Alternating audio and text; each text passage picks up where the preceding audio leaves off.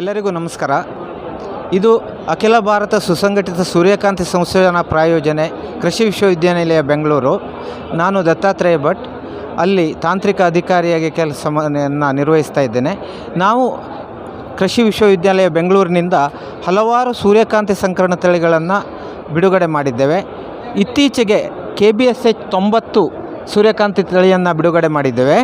ಇದರಲ್ಲಿ ಅತಿ ಕಡಿಮೆ ಅವಧಿಯಾದಾಗಿದ್ದು, ಮೂಲತಃ ಸೂರ್ಯಕಾಂತಿ 3-3.5 ತಿಂಗಳಲ್ಲಿ ಬರೋದು, ಇದು 3 ತಿಂಗಳ ಒಳಗೆ 80-82 ದಿವಸಗಳಲ್ಲೇ ಅದು ಮಾಗ್ತದೆ. ಹಾಗೆ ಆ ತಳಿಯು ಉತ್ತಮವಾದ ಇಳುವರಿ ನಿಮಗೆ ಹೆಕ್ಟೇರಿಗೆ 22ರಿಂದ 24 ಕ್ವಿಂಟಾಲ್ ಪ್ರತಿ ಹೆಕ್ಟೇರಿಗೆ ಸಿಗ್ತದೆ.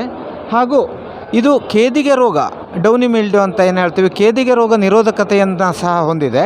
ಹೀಗಾಗಿ ಇದನ್ನು ಕರ್ನಾಟಕ ರಾಜ್ಯದಾದ್ಯಂತ ಹಾಗೂ ಅಖಿಲ ಭಾರತ ಮಟ್ಟದಲ್ಲಿ ಬಿಡುಗಡೆಯನ್ನು ಮಾಡ್ತಾಯಿದ್ದೀವಿ.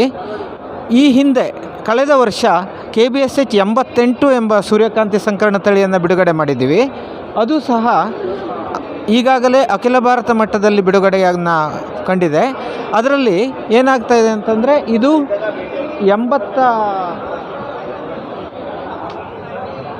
85ರಿಂದ 88 ದಿವಸಗಳ ಅವಧಿಯಲ್ಲಿ ಬರ್ತದೆ.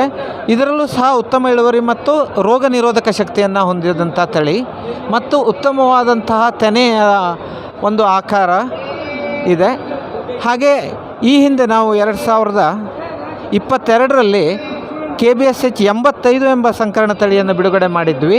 ಇದು ಸಹ ಅತ್ಯಂತ ಹೆಚ್ಚಿನ ಇಳುವರಿಯನ್ನು ಕೊಡ್ತಾ ಇದ್ದು, 40ರಿಂದ 40% ಎಣ್ಣೆಯನ್ನು ಕೊಡ್ತಾಯಿದೆ. ಹಾಗೂ ಇದು ಸಹ ಕೇದಿಗೆ ರೋಗ ನಿರೋಧಕ ಶಕ್ತಿಯನ್ನು ಹೊಂದಿದೆ. ಹಾಗೆಯೇ ಹೀಗೆ ಪ್ರತಿ ವರ್ಷವೂ ನಾವು ಉತ್ತಮವಾದಂಥ ತಳಿಯನ್ನು ಬಿಡುಗಡೆಗಾಗಿ ರೈತರಿಗೆ ಕೊಡ್ತಾ ಇದ್ದೇವೆ. ರೈತರು ಇದನ್ನು ಉಪಯೋಗ ಮಾಡಿಕೊಳ್ಬೇಕು.